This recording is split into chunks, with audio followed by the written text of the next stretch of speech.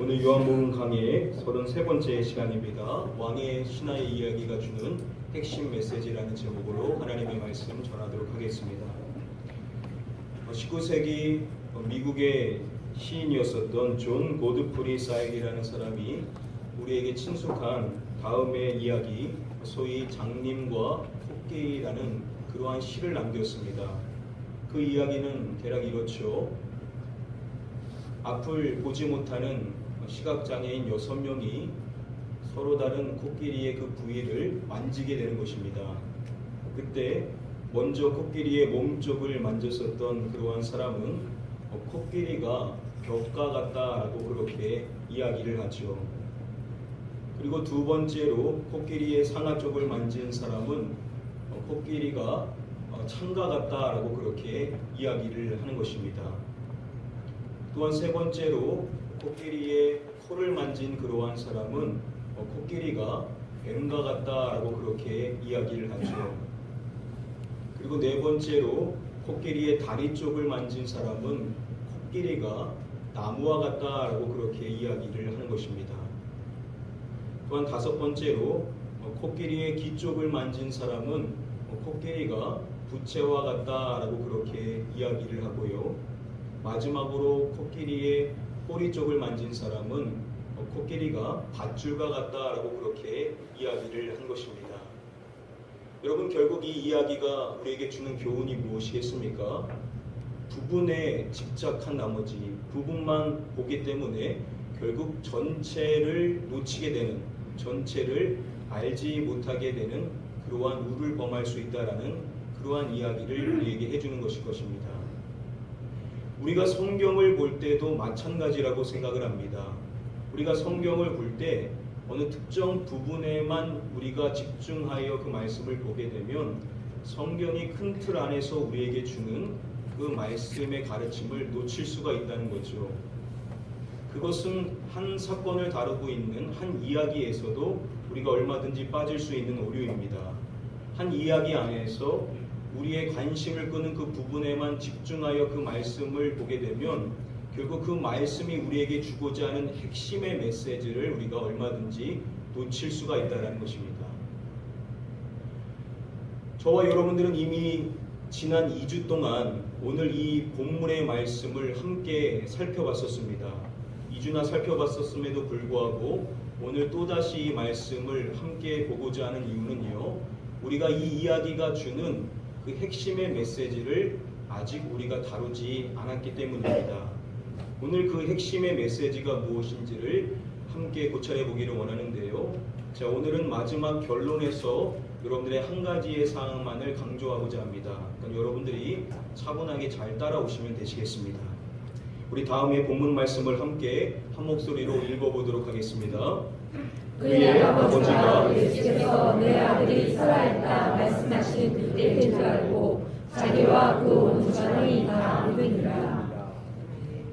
저희가 지난 시간에 마지막으로 살펴본 말씀이 바로 이 53절의 말씀이었습니다. 자, 그런데 이 본문의 말씀이요, 이렇게 53절의 말씀에서 끝난다고 한다면 우리가 다양한 주제로서 이 말씀을 살펴보고 이 말씀을 마무리해도 될 것입니다. 자, 그런데 이 말씀은 53절에서 끝나지가 않죠. 54절의 말씀이 남아있는 것입니다. 이 54절의 말씀은요, 이 복음서를 기록하고 있는 사도 요한이 이 이야기가 어떠한 이야기인지를 설명해주는 그러한 부분입니다. 당연히 이 54절의 말씀이 중요한 부분이라는 것이겠죠. 그 말씀은 다음과 같습니다. 이것은 예수께서 유대에서 갈릴리로 오신 후에 행하신 두 번째 표적이니라. 이것은 예수께서 행하신 표적이니라 라고 이야기를 해주는 것입니다. 우리가 지난 2주 동안 살펴봤었던 이 사건 안에서 예수님께서 행하신 그것은 표적이다 라고 그렇게 결론을 맺는 것입니다. 자, 그런데 이렇게 표적임을 설명할 때 이것이 몇 번째 표적이라고 이야기해 줍니까? 두 번째 표적이다 라고 이야기를 해주죠. 자, 그렇다면 예수님께서 행하신 첫 번째 표적은 과연 무엇일까요? 네, 요한복음 2장의 말씀에 한 가나의 혼인잔치에서 예수님께서 물로 포도주를 만드시죠. 이 기사를 다루고 있는 요한복음 2장의 말씀에서 결론인 11절에서 이렇게 이야기를 해주는 것입니다. 예수께서 이 첫 표적을 갈릴리 가나에서 행하여, 예수님께서 행하신 이것이 바로 첫 번째 표적이다라고 2장 11절 말씀에서 밝혀주는 것입니다. 자, 그런데 이러한 첫 번째 표적을 행하신 그 장소가 갈릴리 어디라고 설명해 줍니까? 가나라고 이야기를 해주죠. 오늘 본문의 말씀에서 왕의 신하가 등장하는 그 장소 역시 어디입니까? 갈릴리 가나죠. 동일한 장소인 것입니다. 그러면 그냥 단순히 장소만 동일한 것인가? 그렇지 않다라는 것을 말씀을 통해서 확인해 볼 수가 있습니다. 예수께서 다시 갈릴리 가나에 이르시니 전에 물로 포도주를 만드신 곳이라라고 이야기를 해줍니다. 갈릴리 가나를 이야기할 때 이 복음서를 기록한 사도 요한이 그것이 예수님이 전에 물로 포도주를 만드신 곳이다 라는 이와 같은 정보를 기록하고 있는 것입니다. 굳이 나오지 않아도 될 것 같은 이와 같은 상황을 기억하고 있다라는 것이죠. 자, 앞서서 살펴본 것처럼 예수님께서 물로 포도주를 만드신 것은 예수님의 무엇이라고 했었습니까? 첫 번째 표적이다라고 이야기를 했었죠. 지금 이 왕의 신하가 등장하는 이 말씀의 시작점인 46절의 말씀에서 사도 요한은 예수님의 첫 번째 표적으로 이 이야기를 시작한다라는 것입니다. 자, 그렇다면 오늘 이 본문의 말씀을 구조상으로 보시면은요, 시작점에 어떠한 이야기가 나오냐면 예수님의 첫 번째 표적에 대해서 언급하며 이 이야기가 시작한다는 것입니다.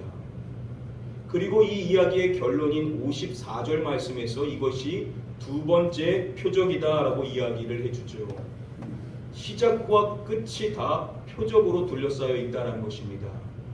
자, 그렇다고 한다면 소위 이 왕의 신하의 이야기를 우리가 어떻게 이해해야 한다는 의미겠습니까?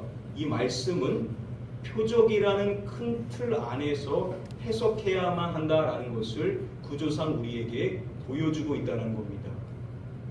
이와 같은 것을 무시하고 이 본문의 말씀에서 부분에만 우리가 말씀을 보게 되면 이 말씀의 핵심을 얼마든지 놓칠 수가 있다는 거죠. 바로 표적이라는 큰 틀 안에서 이 말씀을 해석해야만 핵심의 메시지가 나올 수가 있다는 것입니다. 바로 이 점을 여러분들 염두에 두시고 함께 오늘 본문의 말씀을 다시 한번 고찰해 보도록 하겠습니다. 우리 다음의 말씀 함께 한 목소리로 읽도록 하겠습니다. 예수께서 다시 갈릴리 가나에 전에 물로 포도주를 만드신 곳이라 왕의 신하가 그의 아들이 가버나움에서 병들었더니. 마지막에 보시면은요, 그의 아들이 가버나움에서 병들었더니라고 이야기를 해주죠. 이 말씀만 보면요, 이 이야기는 병들었던 아들이 나중에 그 병이 고침받은 그러한 이야기로 우리가 쉽게 이해하고 넘어갈 수가 있을 것입니다. 자, 그런데 성경이 그 아들의 상태를 설명할 때 우리에게 이렇게 이야기를 해주죠. 그가 거의 죽게 되었음이라고 이야기를 해줍니다. 이것은 그의 아버지의 이야기가 아니라 저자인 사도 요한의 설명입니다. 거의 죽게 되었다라는 의미는 어떠한 의미겠습니까? 지금 그 아들은 죽음 직전에 놓여 있다는 것입니다. 그래서 WBC 주석은 이것을 설명할 때 아들은 임종의 순간에 있었다라고 그렇게 설명을 해줍니다. 지금 죽음이 눈앞에 있는 그러한 상황과도 같다라는 것이죠. 그래서 그의 아버지가 예수님께 이야기할 때 이렇게 강구를 하죠. 내 아이가 죽기 전에 내려오소서. 자신의 아이가 곧 죽게 되었다라고 그렇게 이야기를 하고 있는 것입니다. 자, 이런 점에서 봤었을 때요, 오늘 본문의 말씀 안에서 그 아들의 상황은 단순히 질병의 문제에 놓여 있는 상황이 아니라는 것입니다. 지금 그 아들은 죽음의 상황에 직면해 있는 그러한 문제에 놓여 있다는 것이죠. 그의 아버지는 자신의 사랑하는 그 아들의 죽음에 대해 두려움 가운데 있었던 것입니다. 그러한 두려움의 문제를 해결받기 위하여서 그는 지금 예수님께 나와 있는 그러한 상황이라는 것이죠. 이와 같은 해석은요, 예수님께서 그 아버지에게 해주셨던 그 답변의 말씀을 통해서도 확인할 수 있는 상황입니다.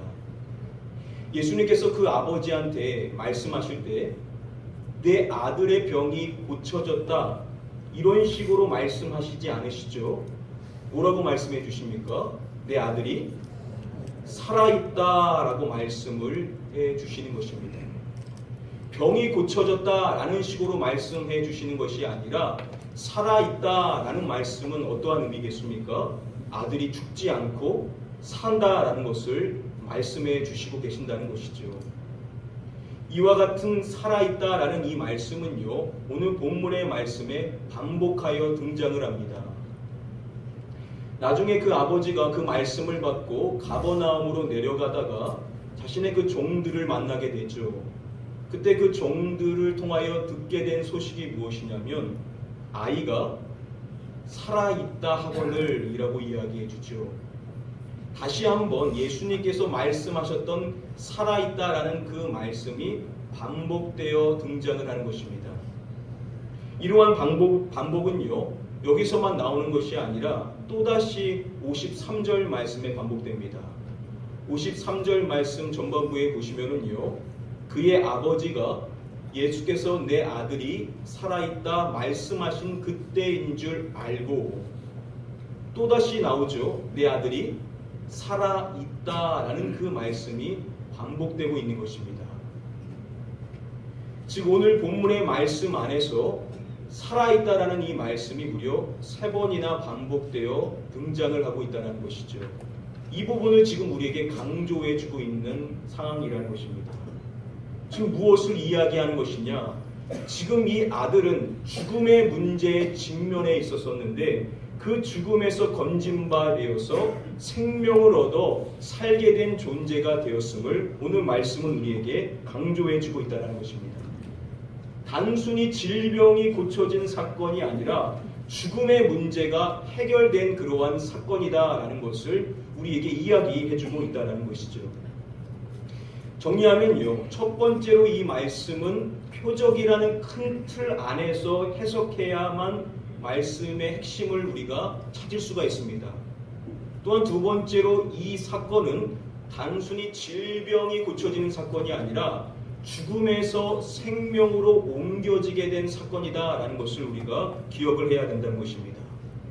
자, 이 두 점과 더불어 한 가지를 우리가 더 좀 살펴봐야 되는데요. 자, 오늘 말씀 안에서 중요한 단어가 3번 반복되게 되는데요.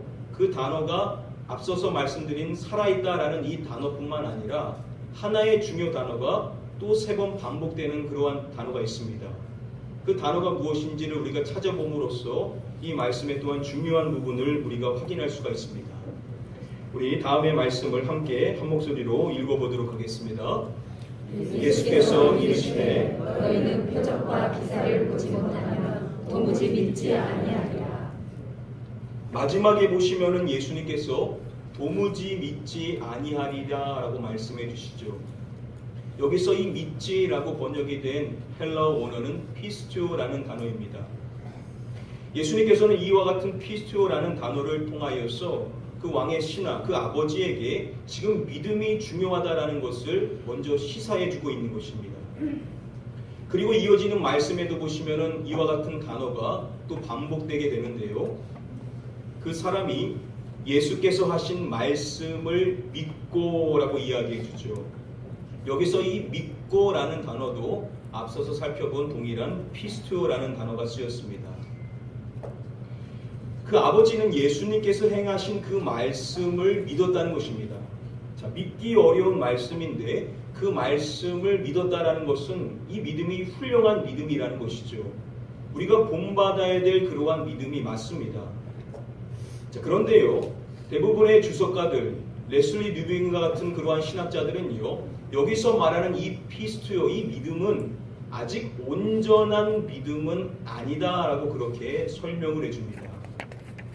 우리가 본받을 만한 믿음은 맞지만 이 믿음은 성경이 우리에게 제시해주고자 하는 믿음의 본질에 아직은 이르지 않은 것이다 라고 그렇게 설명을 하는 것입니다.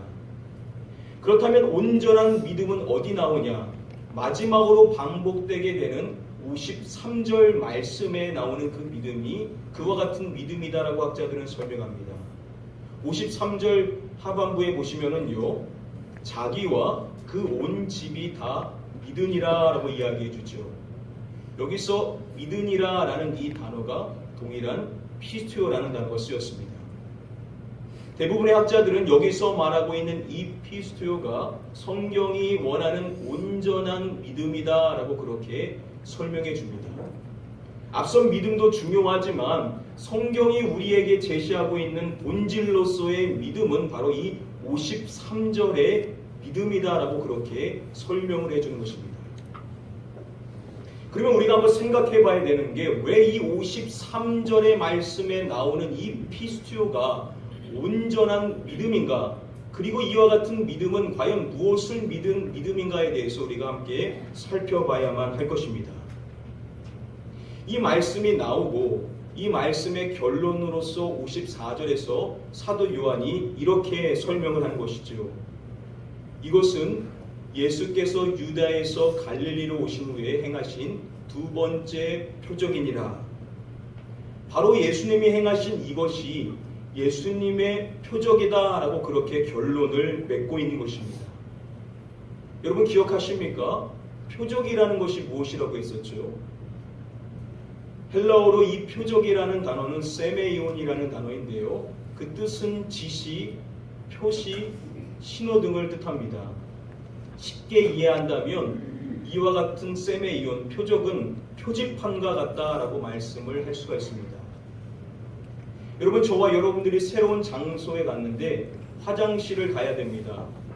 그런데 저와 여러분들이 화장실을 찾다가 화장실 표지판을 보고 그 표지판 앞에 서서 그 표지판만 계속 붙들고 있으실 분은 아무도 없죠.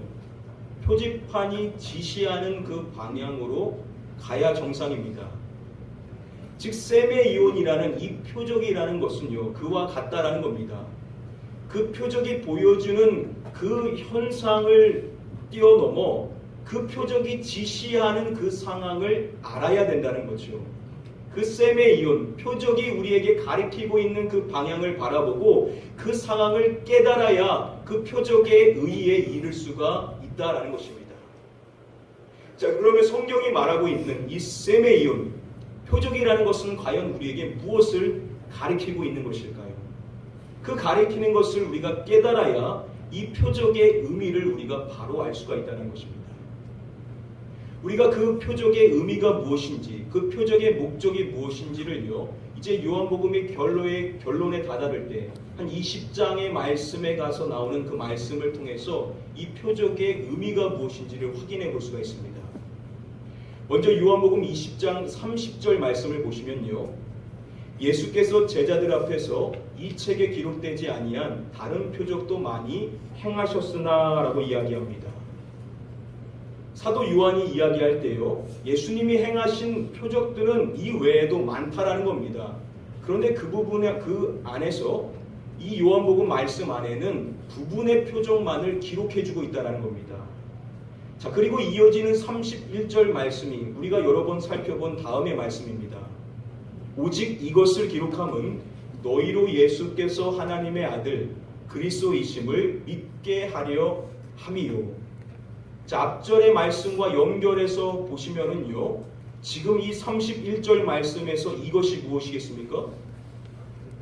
표적을 이야기합니다. 원어로 보시면은 복수형으로 되어 있기 때문에 표적들이라는 것이죠. 사도 요한이 표적을 기록한 그 목적이 무엇인지를 명확하게 이제 설명해 주고 있는 것입니다.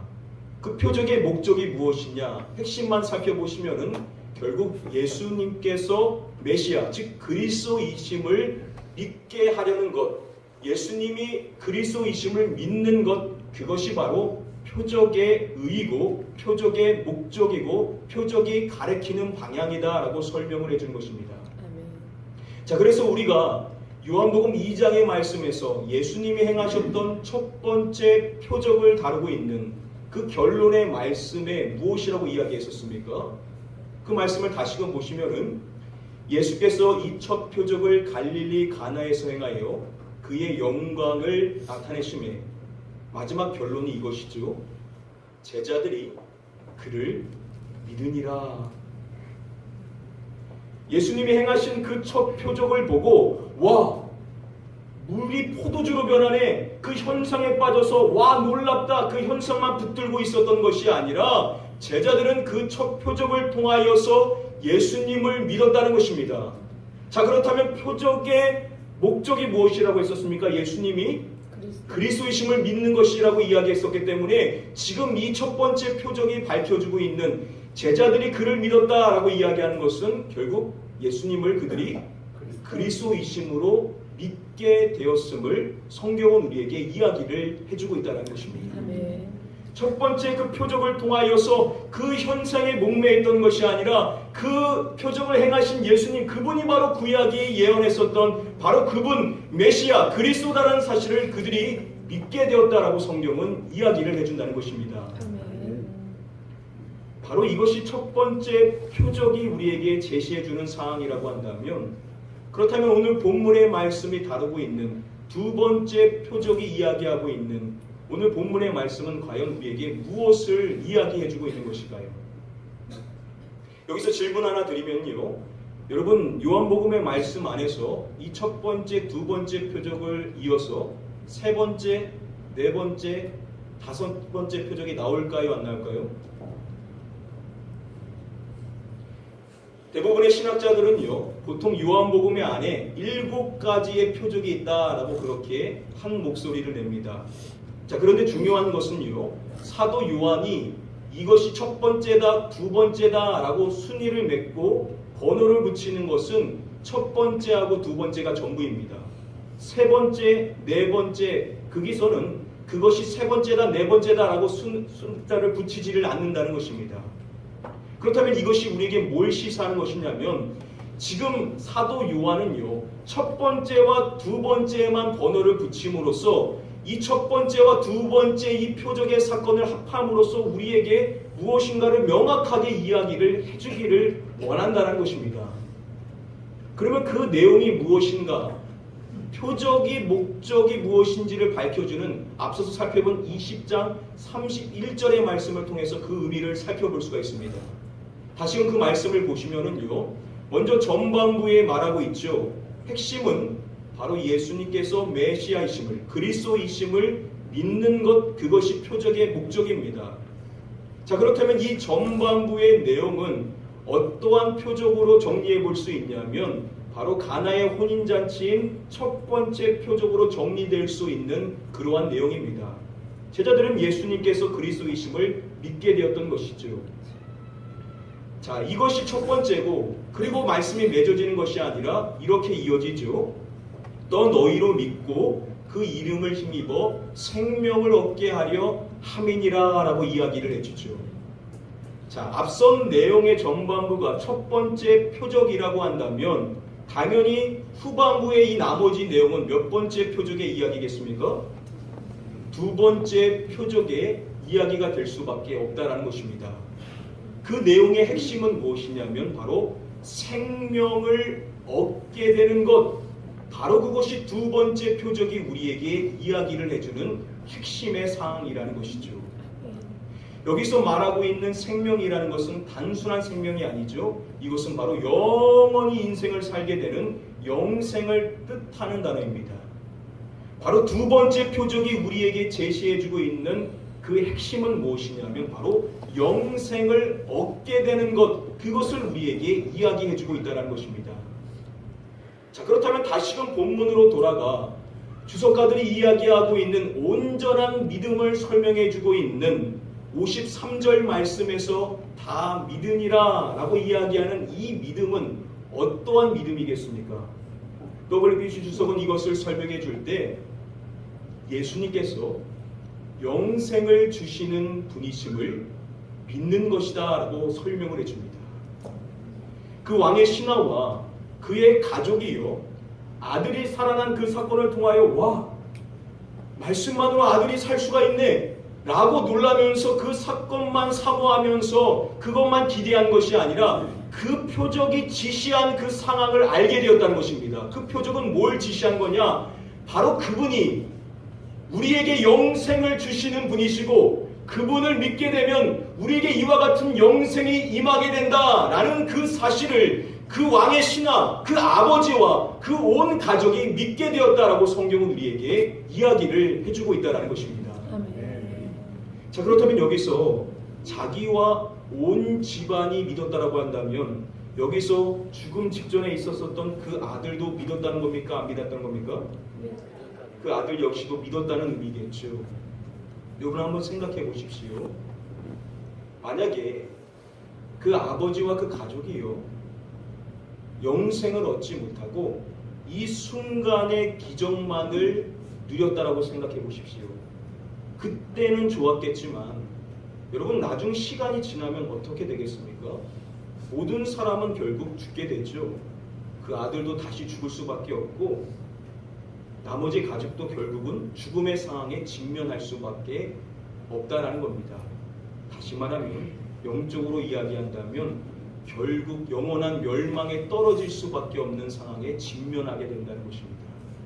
그런데 이들은 이 표적을 통하여서 그 표적이 주는 그 현상에 집중한 것이 아니라 그 표적을 통하여서 예수님께서 영생을 주시는 분이시고 그 예수 그리스도를 믿으면 이제 그 영원히 살 수 있는 복이 임하게 된다는 사실을 믿게 됨으로써 이제 그 영생을 누리는 축복의 주인공이 되게 되었음을 지금 이 53절의 말씀은 우리에게 이야기를 해주고 있다는 것입니다.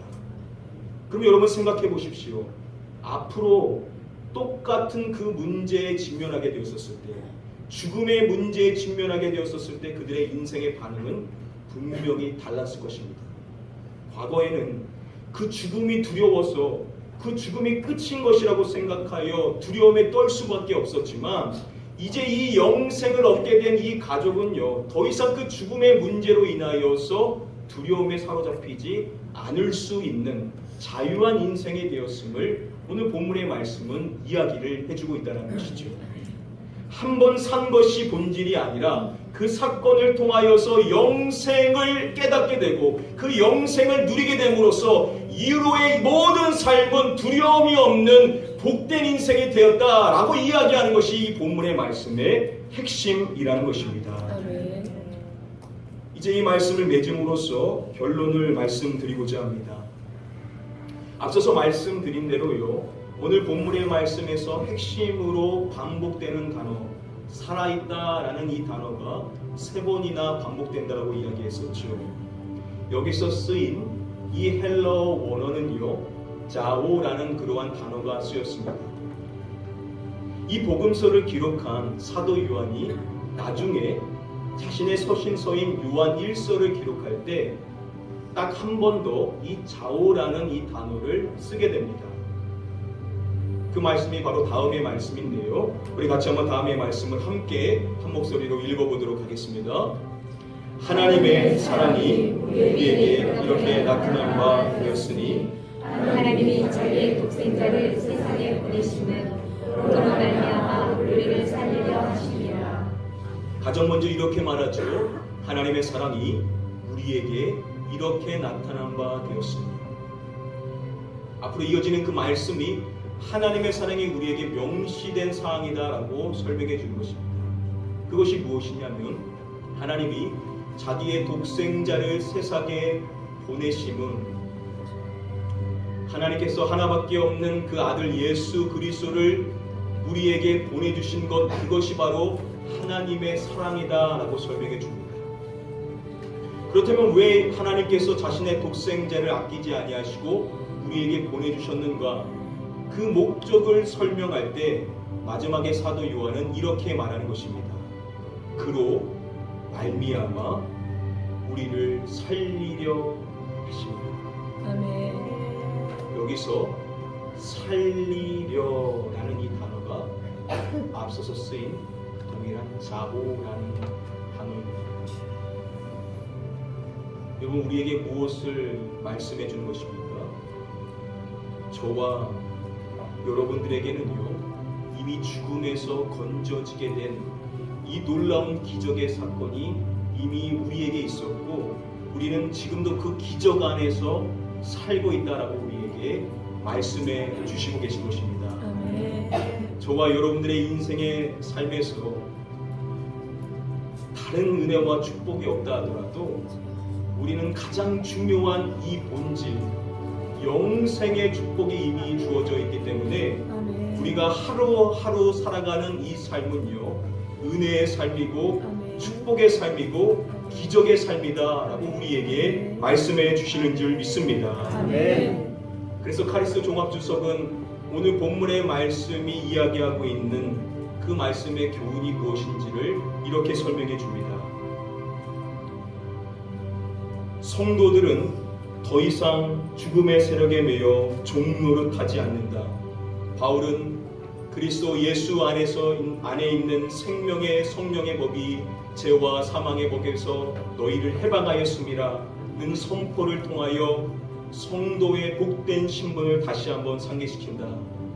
이러한 자신의 위치를 바로 깨달을 때 성도는 그리스도께서 주시는 풍성한 생명을 마음껏 누리게 된다라고 설명해 줍니다.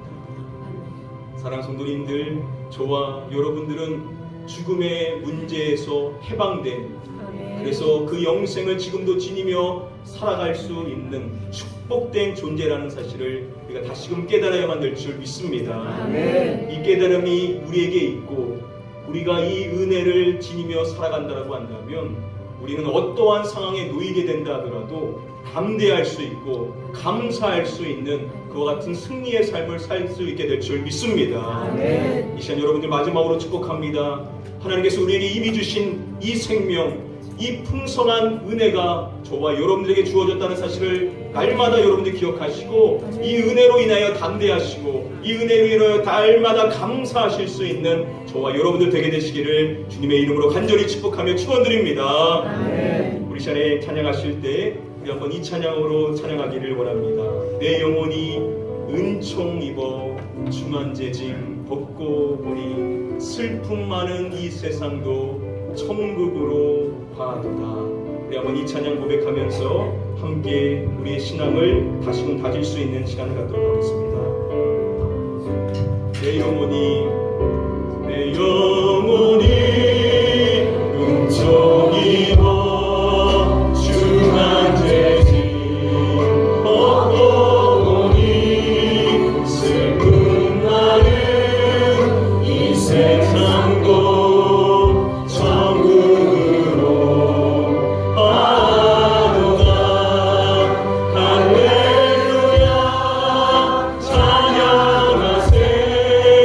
내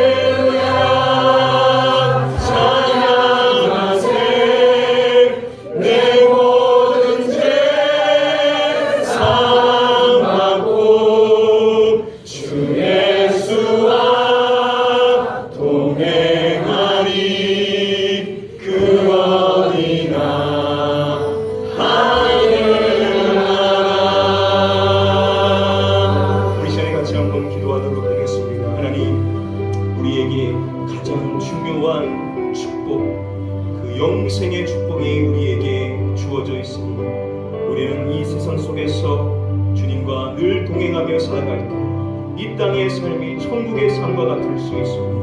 우리가 이 세상 속에서 늘 담대하며 감사함으로 살아갈 수 있는 그와 같은 우리의 삶과 신앙이 될 수 있게 해달라고 우리 같이 한번 사모하는 마음으로 함께 기도하도록 하겠습니다. 기도합니다.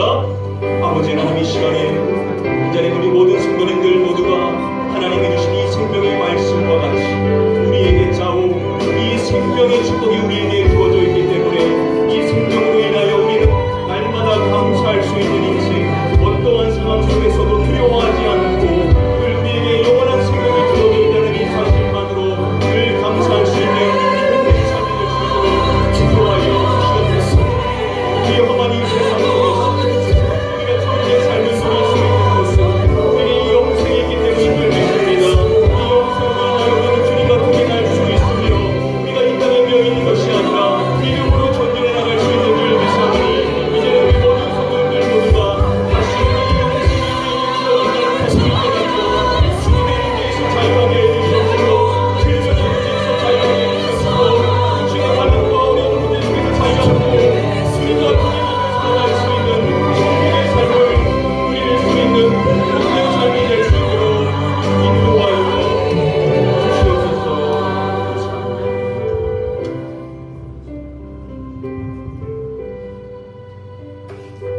아버지 하나님, 우리에게 다른 은혜와 축복이 없다 하더라도 우리는 이미 예수 그리스도로 인하여서 죽음에서 생명으로 옮겨져 영생을 소유한 가장 큰 축복된 존재라는 사실을 다시금 깊이 깨닫고 우리가 하루하루 호흡하며 살 수 있는 것, 이것이 바로 우리에게 기적이요 하루하루가 감사의 삶이라는 것을 깊이 깨달을 수 있는 저희 모두가 될 수 있도록 다시금 은혜를 허락하여 주시옵소서. 우리의 남은 인생을 살아갈 때 하나님, 우리가 직면해 있는 많은 두려움의 문제들에서 다시금 자유할 수 있는 존재가 됨으로 말미암아 어떠한 상황 속에서도 담대함과 감사를 잃지 않고 늘 주님과 동행할 수 있는 천국의 삶을 누릴 수 있는 이전에 우리 모든 복된 성도님들 다 될 수 있도록 은혜를 베풀어 주시옵소서. 믿고 감사드리오며 이 모든 말씀 우리를 구원하신 예수 그리스도의 이름으로 기도드립니다.